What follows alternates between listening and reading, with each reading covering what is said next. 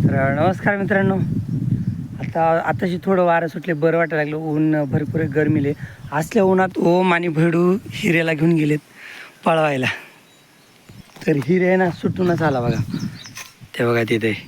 तर आता बरोबर त्याच्या आईकडे जाते इथून. चला त्याच्या आईकडे. तो दोघांना आवरतच नाही, काय थांबल्यावर काय तरी भिला. त्याला ओमनी लाल दावा लावले लांबक. ऐकतच नाही ते ओमला एकट्याला. ते एकटं काय करतं ना, ते एका माणसाला मारितं. म्हणजे लहान आहे, त्याला मारता तर येत नाही ना, तर ते लहान आहे हिरे, त्याच्यामुळे त्याला मारायचं नाही. ते एका व्यक्तीला मारित होतो. मला पण मारतो, पण मला सवय आहे त्याची. तो नवीन माणसाला तर धरूनच देत नाही. काय झालं ना, गुरं भरपूर आहेत ना, मला त्याला वेळच देणं झालं नाही. मग त्याच्यामुळं माणसाचा टच जरा कमी झाला ना त्याला, तर त्याच्यामुळे तो जरा मारितोय नवीन माणसाला.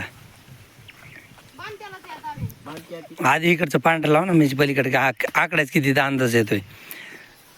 तर ते बघा, हे असं करते. आता भेडल कसं करते ना, तर तसं ते सोडताना तर जास्तच त्रास देतो. आणि असं एकटा मोकळा जाऊन एकट्याने धरलं ना, तर हे बघा भेडूला आता कसं मारतोय. तर तसं तो मला पण मारतो, पण मी जरा डेअरिंगनं धरतो त्याला पहिल्यापासून. म्हणजे वेळ कमी देण्यात आला ना. हे धनश्री गपना, धनश्री कडू अंगवड्या मारते. त्याला वेळ कमी देण्यात आला, तर त्याच्यामुळे तो जरा मारायला शिकलाय. त्याला म्हणजे जरा दिलं, मी लक्ष दिलं, पण त्याला जरा जास्तच वेळ पाहिजे होता. तर त्याच्यामुळे तो मारतोय. आणि असं सिंगल दाव्यावर तो काय करतो ना, पाठीमागे सरतो, 4 पावलं पाठीमागे सरकून डायरेक्ट अंगावर येतो, असं करतो. तर त्याच्यामुळे ओम एका दाव्याने त्याला नाही धरत, दुसरं कोणी धरतच नाही त्याला एका दाव्यावर. फक्त मी एका दाव्यावर धरतो त्याला. आहे जरा, म्हणजे तो मागे सरकून माझ्या अंगाला आला ना, तरी मी जरा हिऱ्या वगैरे म्हणल्यावर जरा बसतो शांत. नाही, सगळं नाही खात ते. हॅट कुंड्यात ठेव पाठी, मग पाठी कुंड्यात ठेवते. सगळं बी नाही खात ते. बी उरलंय गाईचं. गाय बी खुराक खात नाही बाबा. गाय बी नाटकी. जर्सी खुराक खात नाही, ही तांबडी खुराक खात नाही. आणि ते बी तुला सांगतो, त्याला खबरी ठेवतोय, ते खबरी खात नाही. मग मकाचा भारडा असल्यावर गाया खात्यात बघ, पण आता मकाचा भारडा नाही सध्याला, म्हणजे खुराक खात नाही. नाही तर त्याचंच खपरी मी तिकडं पुढे ठेवत असतो. हा ठेव आता काय. आणि या धनश्रीची मध्येच लडबड छान आहे. तिला मस्त सावली. ती खाती खुराक तिच्या आईसोबत थोडं थोडं काय सवय लागली तिला. आता दुपारच्या उन्हात मी आपल्या आंब्याच्या शेतात आलो होतो बरं का. तर मला लय भारी पाड सापडला आहे मला. आणि त्या दुसऱ्या झाडाला वरती पण एक दिसलं आहे. आणि हा बघा ना किती पिवळा आहे, वरण पिवळा आहे. आणि केशर असंच राहतो बरं का. जो नॅचरली पिकवलेला केशर आहे ना, तर तुम्हाला खरं सांगतो मित्रांनो, देठाकडून पिवळा राहतो आणि खालच्या बाजूने हिरवा राहतो. बाजारात जे पूर्ण पिवळ्या कलरचे आंबे आहेत ना, तर ते थोडेसे बळजबरीने पिकवलेले असतात. नॅचरली हे असेच पिकतात. तर तुम्हाला हा आंबा फोडून दाखवतो, म्हणजे कसं आहे ते. हा बघा, असं आहे, एकदम छान आहे. आणि मी पहाडाचे आंबे, कैरी आणि लोणचातले आंबे ना, ते सालीसोबतच खातो. आणि पहाड आहे ना, तर तो सालीसोबतच खायला पाहिजे. साल छान लागते याची. ह्या आंब्याची साल एकदम छान लागते. फक्त पिकल्यानंतर सालीतली जी रस आहे ना, तर तो आंब्यात उतरतो. तर त्याच्यामुळं आंबा पिकल्यावर साल कडू लागते, तर त्यावेळेस साल नाही खायची. पण तुम्ही पहाडाची साल खाऊ शकता. हे बघा आता मी कशी खातो, तर साल चांगली लागते. तर चला मित्रांनो, सगळ्या गुणांना कुट्टी टाकली नेपेरची. आणि आता जायचं पोहायला, कारण की घाम बघू शकतो तुम्हाला. दारे मी आईला दारे बघायला सांगितलेत. एक पाणी आंब्याच्या झाडांना चालू आहे, आणि एक पाणी घासावरती चालू आहे, आणि एक पाणी नेपेरवरती चालू आहे. नेपेरचे दारे मी बघितले. दारे बघायची गरज नाही, नेपेरचे घासाची आणि आंब्याच्या शेतातले दारे आईला बघायला सांगितलेत. चला आता घाम तर बघा ना. आता पोहायला जायचे. विहिरीत मोटर चालणं असावा आणि पाणी भरपूर असावा. आता आलो त्या विहिरीत पोहायला, पण पाणी कमीच आहे.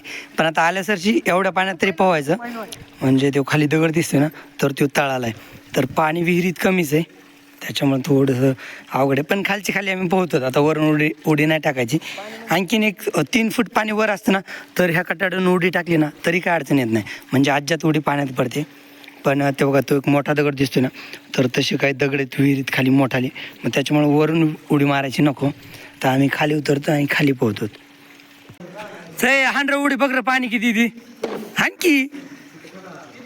मग खाट्यातच उडी हाणायची नाहीत कुठं. चला आता पोरं मस्त पोहतात ह्याच्या शिवना पाणी खेळता येते बरं का. मी आत्ता पावसाळ्यात बनेन शिवना पाणीवर एक व्हिडिओ की पाण्यात शिवना पाणी कशी खेळतात. म्हणजे श्वास घ्यायचा पाण्यात बुडायचं आणि मग पाण्यातल्या गड्याला शिवायचं. तर शिवायला किती 3 बुड्याचे चान्स असतात.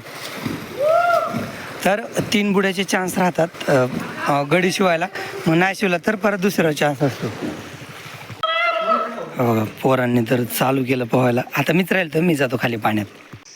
बादल थांब दर ह्याला आज बाहेर काढायचं होतं पण वेळच नाही भेटला. दुपारून पोहून आलो ते गवत कसं खाली सांडले. भेटलं की लयच अडवणी करतो हा. नाही भेटलं की परत ते खालचंच खाईन तोडवलेलंच. पण भेटलं की खाली सांडतो. हे गोरण हा लयच येडे रे. आत्ताच मारित आहे ते की मोठं झालं तर लयच मार. ते मार्कच निघले आता. मी दिलं पण वेळ पण जरा वेळ कमी पडला त्याला लहानपणी. त्याला चोळायला वगैरे वेळ नाही भेटला. धनश्री तू थांब त्याला पाणी पिऊ दे. त्याच्या दाव्याला एडी मार नको. तर हिला कसा वेळ देतो ना मी तसं दिलं होतं बरं का हिऱ्याला. पण जरा वेळ कमी पडला त्याला. हिला कसं मोकळं वगैरे सोडतात ना तर तसं पाहिजे होतं. घरात वगैरे नेलं होतं नंदिनीला हिला. तर तसं हिऱ्याला घरात नेलं नव्हतं. बहुतेक त्याचा राग आहे वाटतं हिऱ्याला. धनश्री का ग बाळा. बरोबर तुला ताण लागली का. थांब ना थोडं. ते आता बकेट बघितल्यापासून तिला ताण लागली ना. कसं ओढ घेते बकेटीकडे. हां तिला ताणच लागली. गोरं आता चांगलं बनलं बरं का अंगात वगैरे.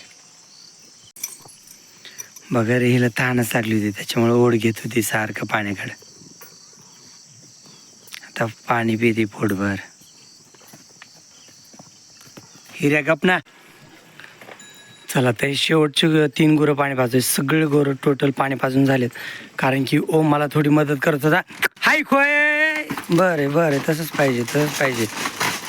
अरे गाय त्याला मारती. थांब.